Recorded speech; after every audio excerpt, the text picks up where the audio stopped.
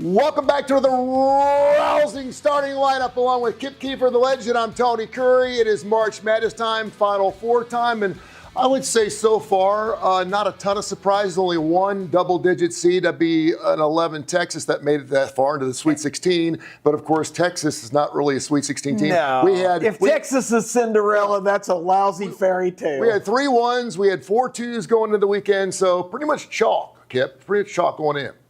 I'm here to make an announcement, folks.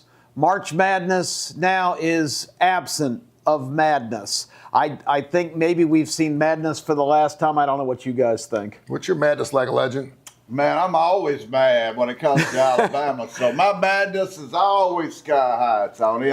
The psychiatrist said last week he's certified that I'm mad. So, I got paperwork. We knew that a long time ago. Last year we had 4 all-ones go for only the second time. And a lot of people thought, Kip, that could happen again this year. Kip Keefer guaranteed last week it would not happen. Let's put that on the record. There you go. But we did have 3 number 1s going to the Final Four. And, of course, a lot of people are saying now, like, conferences, the Big East, that usually has 8, 9 teams in, only 3 this year. Is it only because of the money, or is it because of these European players? Why is that?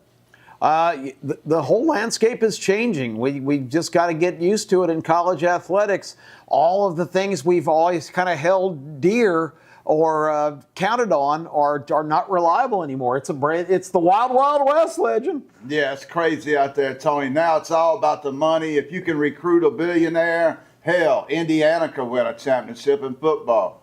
Wait a minute, they did. Yeah, that's right. That's right. Yeah. Hey, and look out. Shohei Ohtani says he's finally getting comfortable in the United States of America. Oh, my gosh. Hey. He says he wants to be the best baseball player of all time, the LA Dodgers and everybody else. Will they three-peat this year? Major League Baseball kicked off this past Thursday. Kip, will the Dodgers three-peat? I'm going to say no. It's just too difficult to go through the labyrinth of the regular season. They should have lost last year in the series to Toronto. What's Baltimore going to do this year, legend? Man, Baltimore is loaded. Gunnar Henderson, Pete Alonso, the Polar Bear, Adley Rushman, owner that's committed to spending, Tony. The Orioles are back like it's 1970. Do you? Well, I had a trivia question about this the other day. Do you remember what year Camden Yards opened up?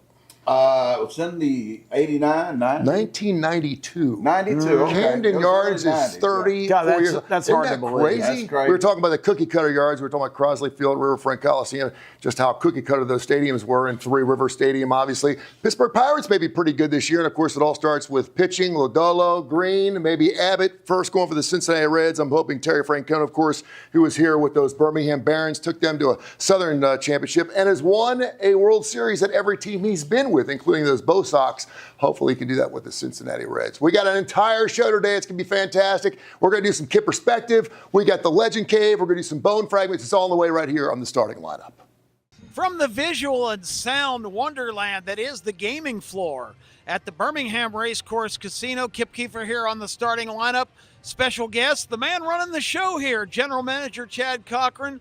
Welcome to Birmingham, Chad. Hey, thank you, Kip. It's great to be here. Appreciate it. Well, you guys have created an amazing situation here. I spend a lot of time in Las Vegas with family and a lot of business connections out there. But I'm here to tell you, and I want you to respond to this, this is as impressive a gaming floor from kind of the sensory perception standpoint that I've ever been on, including all the big-time casinos out in Vegas. Wow, thank you, Kip. That's nice of you to say. Yeah, we've worked hard the last several months since we've acquired the place to upgrade the machines, make sure that we have the latest themes, the latest technology.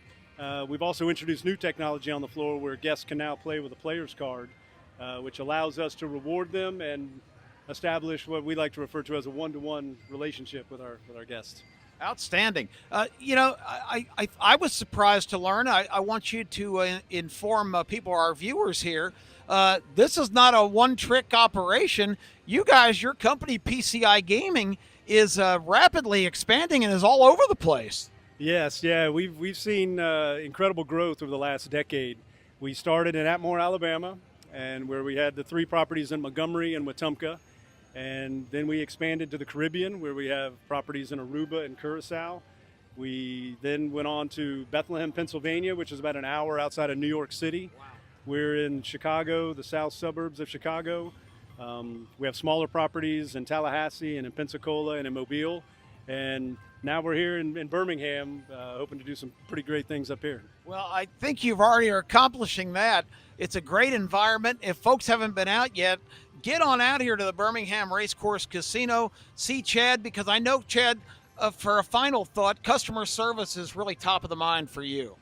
100%. That is the priority. You know, taking care of our team members, that comes first, and then making sure that they take care of our guests.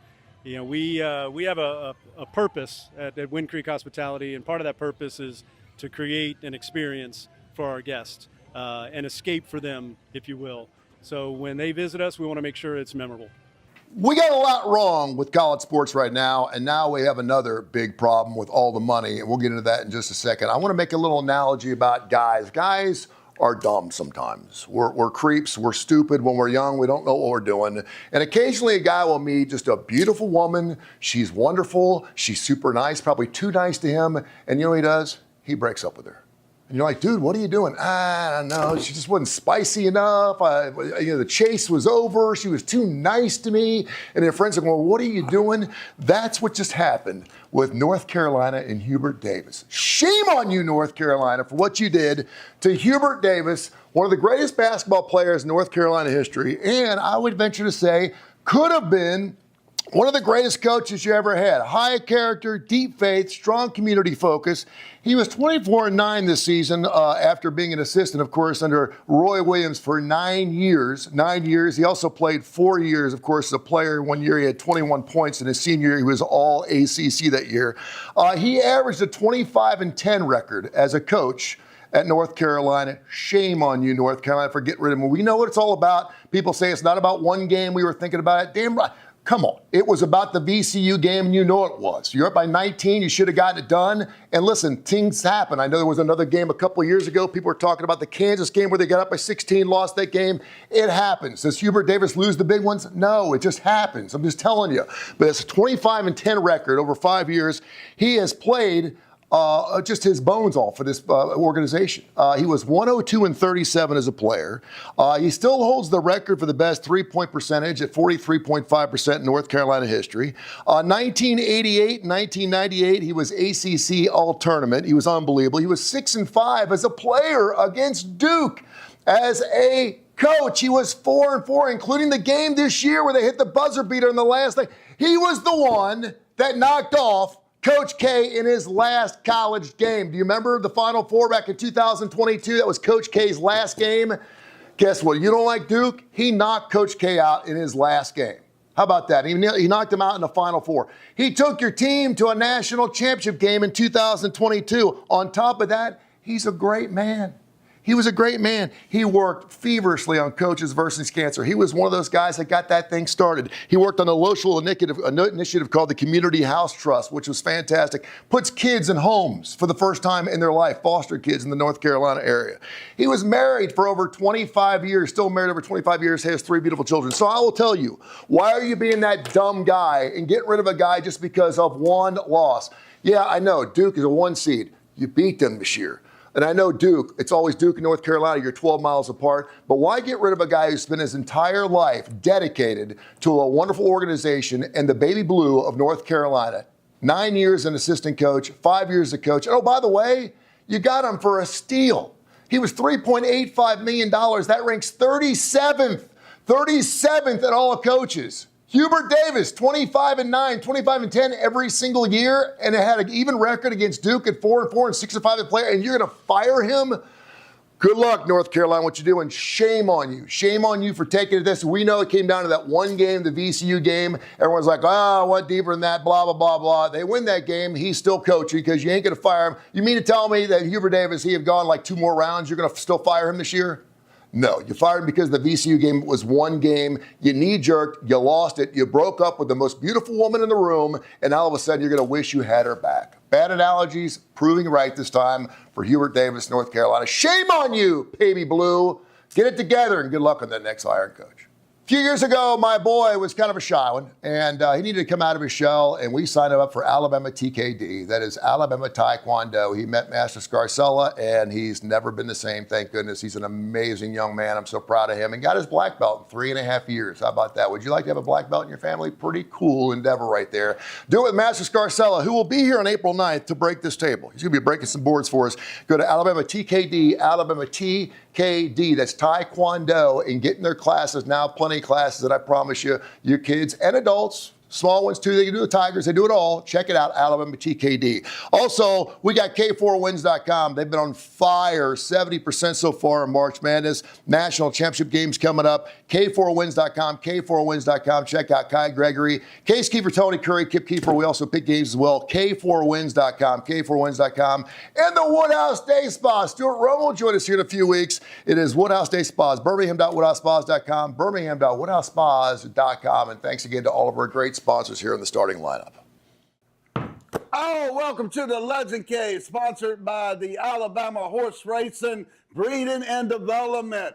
Baby, we love horse racing out at the Birmingham Race Course. It's what we do out there, along with a casino. If you hadn't been out to the Birmingham Racetrack Casino, you are missing out a piece of Vegas right here in Birmingham, baby. You see, I got the basketball with me today. I want to address an important topic. Because you see, there's people in the media that doesn't have a brain these days. People in the media that should be put in the nut house, really. People calling for Nate Oates' job this week, accusing Nate Oates of running a program that's just out of control. Now, I've had my criticism of Nate Oates that he's a little too player-friendly, and that he needs to tighten the bolts just a little bit on his program and get a better handle of his team so his star point guard don't get a drug charge one day before March Madness. But make no doubt about it, Legend Bear does not want to get rid of Nate Oates. We're not looking to run Nate Oates off. Have you people forgot about Mark Godfrey? Do I need to remind you about Coach Grant? How about Avery Johnson? Oh, this is really going to blow your hair back. Have you forgot about David Hobbs? Oh, my God, Bear! David Hobbs! Come on! Get that ball! About lost it right there. Ball lost it right there. We are not looking to get rid of Nate Oates. Hell no. Not looking to get rid of him.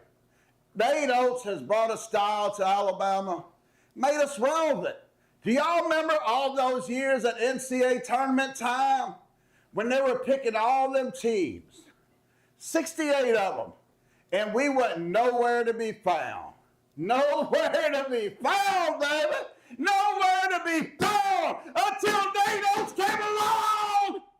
Oh, you lost your mind. Mr. Golden down at AL.com, just shut up, dude. Let the Alabama fans worry about our head coach. North Carolina, you can't have him. Kansas, you can't have him. But I will say this to Greg Byrne, our AD. Dude, me and you got to have a talk. Me and you, Greg Byrne, serious for a minute. Everybody else just tune out for a second. Dude, you can't go get SpaceX, Elon Musk. You can't go get one billionaire somewhere out there to help us out, brother. You can't build this man an arena. We're playing down there in an airplane hangar. Go get a billionaire, dude. I'm about to come down there and fire you, dude. I'm about to come down there and fire you. Nate Oates is staying. Now, hold up a minute. Legend, fullback, University of Alabama. You remember we used to do that on Bob Hope? Let's talk a little football. Reason for hope. They say the Alabama running back room is loaded. A.K. Deere, a five-star running back there. You remember them five stars? Tony Humphrey, Gary Goo, Major Ogilvy. A.K. Deere, baby. Five-star and dangerous. Ezekiel Caldwell, five-star and dangerous. Now, if we can just get them big sumo wrestlers up front to start blocking, maybe we find the offensive line coach sent him to Auburn. Thank God! Maybe this year, we can run for at least 2 or 3 yards. Running back room's excited. Reason for hope. Keon Russell, Ezekiel Crowell, A.K. Deere, Hollywood Williams. I don't know if it's me, Bear, but I like the combination. Don't ever get up. We represent regardless, I believe. Hey, remember it's just a game. Don't be like Bear and the legend, baby. When it comes to Alabama, you see, we are plumb sports insane. Welcome back to the Vegas Heaters. I am Case Keefer as part of the starting lineup. I'm a longtime sports bettor, sports betting writer, and sports editor for Greenspun Media Group, which includes Las Vegas Sun and Las Vegas Weekly. Big basketball day in the Elite Eight. However, with our filming schedule, I'm not exactly sure of the matchups yet. I will say, if you listen all the way back to the beginning of the season when I gave out my futures, we're sitting in a really good position right now. I had 6 teams to win the title, including Michigan at a really long number. That's who I'm rooting for right now. But I also had 3 other teams all in different regions, which sets up perfectly Duke, Purdue, and Houston. Now, strangely, Houston now is the second biggest favorite of that group to get to the Final Four after Florida lose, at least going to the Sweet 16. They might be the one I'm most worried about playing Illinois in the Sweet 16, but I'm getting ahead of myself. They could already be out by the time you're listening to this. I kind of doubled down on Purdue last week and took them to win the region. I still really like that one, so we'll see how that plays out, but I don't want to look terrible. Hopefully all 4 of those teams didn't lose by the time you're watching it. I was ready to move on to the next thing, because that's right, it is now baseball season. We haven't talked a whole lot of baseball this year, haven't given out a whole lot of futures. And there's a good reason for that. This segment, I'm never going to fake anything. It always kind of reflects my reality when I'm doing things. I got such a late start. I have really been cramming the last few days before the season, getting in on my future bets, really working hard on baseball. In past years, there would be certain markets I dip in and out. I'd have a lot more stuff further in the preseason. There's some good reasons for that. I did take some time off, as I talked about on this segment, which got me off to a slow start. But also, I kind of have joined the chorus. I was always kind of a defender, but this whole Dodgers thing now has kind of rubbed me the wrong way. They're just so much better than everyone, the talent they have. I don't love that they can just throw money and get all the players. Now, of course, I'm probably being biased because last year I was able to kind of beat the market before they signed so many guys. I had great prices on them to win the World Series. I was really a big backer of them last year. This year, I just think that's impossible if you look at the prices out there. Now, all that I'm being said, clearly, if you give me one team to take in any future market to win the World Series, whatever, the Dodgers are the big favorite, but it's reflected in the numbers now. I think I had them 6 or 7 to 1 last year to win the World Series. This year, the best price you can get is plus 225, that greater than 30% range. I'm sorry, but baseball's still just so much randomness, especially in the postseason, that I just do not think you can bet that. Now, of course, I would bet it above a lot of the other teams out there. Like if we were having a futures draft, they would probably be my 4th or 5th pick, but I just don't see value on the Dodgers this year, and it's hard though. I still think they're the most likely to win, so that's why I took a little bit of a kick in the butt to get me motivated to go with it. I did come up with one team that I do really like for everything just about in the futures market. They will be a familiar team if you watched me last year. Last year we were really high on 3 AL teams, kind of going away from the Dodgers and the NL. This year one of them is the exact same. If you remember, I love the Seattle Mariners this year. If you go back to last year, of course, remember they were just on the verge of the World Series. So close. Another reason, I'm kind of getting off on a tangent here, but that's a reason why I still don't think the Dodgers should be as low as like plus 225. It's not like they just ran through the postseason. Yeah, they didn't have much trouble in the NL, but I mean, that was a classic Game 7. The Blue Jays basically had them beat. We'll go back for years and look at all that it took for them to lose. So I do think they are beatable once we get into the playoffs. However, I'd be more willing to back in those big future markets, an AL team that's not going to face them to the end. And I really like Seattle. And I know they have some guys go out, Eugenio Suarez, of course, some guys come in, Josh Naylor, but the pitching staff is what I'm so high on this year. They were injured to start last year, healthier this year. Didn't really see it all come together until the end of the year. I just think they're going to have the best pitching in the AL. I don't love the rest of the division anymore. I think we finally saw the Houston Astros crash out last year. The Rangers were a weird team, could not hit at all, pitched really well. I still kind of look at them as middling. I think Seattle cruises to the AL West, and I think they are the team to beat in the AL, so I bet some 5 to 1 on Seattle to win the AL, some 13 to 1 to them to win the World Series. I'd love to see a Seattle Dodgers World Series and have them beat them. I did kind of go at the Dodgers in one other market, the most wins in the regular season market. Now, if you remember last year, we're all talking about NBA tanking and how much much of a pandemic it is and how terrible it is. No one's trying, especially at this point of the season. It's hard to disagree with. But the Dodgers really did that same thing. All these guys had super long IL stints whenever they got hurt. It didn't seem like they really cared that much about winning in the regular season. So for them to be an odds-on favorite to have the most wins, I had to take some shots against them there. Of course, with the Mariners starting out, I have the Mariners at 18-1 most wins. Two other teams, it pains me to say it as a Braves fan who's usually really high on the Braves, but I can't get behind the Braves this year with all the bad news. Seems like we have daily in spring training. And my two favorite teams in the NL, probably not going on too much of a limb other than the Dodgers, but I love the Mets and the Phillies. So I also bet the Mets at 18-1 to have the most wins, and the Phillies at 28-1. A lot of people see the Phillies is over the hill. Maybe they've missed their window. I'm not so sure they can't have another year or two, especially with that pitching staff getting younger. Every year it seems like there's rumors of the Phillies' demise. They never get it done in the playoffs, but they're still an awfully good regular season team. So there's some futures I like for Major League Baseball season. Hopefully you can still jump in. I know like the Mariners have a tough series coming up. Some of these teams have tough schedules. It's a long, long season. The market overreacts to these beginning. So I am really bullish on the Mariners and just about everything. If you want to take some shots at the Dodgers in that most win market, I like the Mets, the Phillies, and the Mariners. That's a little bit of a baseball overview, some of the futures I'm betting. Let's go Purdue, let's go Houston, let's go Michigan, let's go Duke. Those are my positions in the NCAA tournament. Thanks for checking out another edition of the Vegas Heaters. Welcome to Kip Perspective, everybody, and I have a very special guest here. You know, a lot of people look at me and say, Kip Keefer, you're kind of old school. Well, here's my link to being modern and developed. It is my main man, Terrell Valerie, who is joining us today. Terrell is what you would call a Renaissance man. This guy has expertise in so many areas, and one of those I want to emphasize today, he just helped me out big time, and he can do the same for you. Terrell, people are shaking in their boots. April 15th is coming quick. Yes, you sir. are a tax pro, man. Talk about your skills in that area. True. Right. Well, first of all, thank you for the opportunity. I just appreciate it. And just when it comes to taxes, I am the man. If you want the max, you call Prince. Prince gonna get you the max. Prince got the tax. Yep, we got his number and his email right behind us here. And give him a call. I know a lot of people are intimidated by the whole tax experience.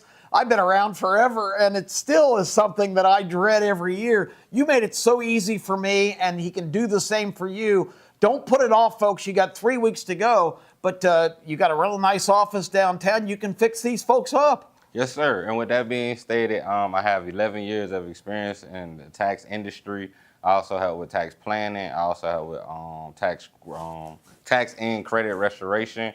And I'm also just a person that believes that through education of taxes and why it's important to pay your taxes, that makes a taxpayer more informed and more willing to be pay their taxes, because nobody wants to pay taxes. No, it's no fun. So the best way to contact me is by calling 205-240-9955. I am a year-round tax professional. So with that being stated, I am located downtown Birmingham, 3rd Avenue North, Suite 213. And if you do need me, it's by appointment, remote, or you can always do online. Terrell Valerie, this is your main man, a big team member for me now. I'm planning on having Terrell in the fold for many years to come. You need to do the same. Hey, a couple of weeks ago, we all witnessed the big meeting at the White House, the president, all of the authorities from the college football world, college athletics, sports luminaries, and the big dilemma was, how do we solve the wild, wild west, out of control, unsolvable problem that has become the landscape, really, of college athletics? And of course, inevitably, the White House, with the pledge of drafting an executive order to fix everything, well, they reached out to Kip Keefer Sports, as you knew they would, because after all, we're the authorities on sensibility and what to do in times of crisis. So I've got two suggestions for you, one practical, one absurd, but let's start with the absurd one first. Simply issue an executive order, roll back the calendar to June 20th, 2021, and that was will fix everything, because it was the next day, on June 21st, 2021, when the Supreme Court considered the case of the NCAA suing to try and stop the players from being compensated for their name, image, and likeness. Now, everybody in America is allowed to do that, but college athletes weren't, because they're amateurs and they're student athletes and they can't be compensated. It's extra benefits. Final score: college football players, college basketball players, athletes compensation, 9 justices. NCAA and their $1 million dream team of lawyers, 0. 9-0. Unanimous sweep decision. You never see that because this was such a slam dunk case. The only solution, the only thing that makes sense is to accept the inevitable. The big conferences are going to break away. The Big Ten and SEC are going to draft their own set of rules and regulations, and they are going to be joined by some of the other major institutions like the Notre Dames, perhaps the North Carolinas, some others that will join this elite superstar college football professional league. That's going to be the new norm. Everybody else is going to be left to kind of draft their own requirements and come up with their own plan.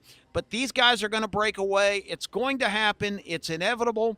The only guy who didn't speak up at the big meeting that was a major luminary there was Tony Petitti, who from here on I'm calling Tony Soprano because he has played everybody like a fiddle to get what he wants.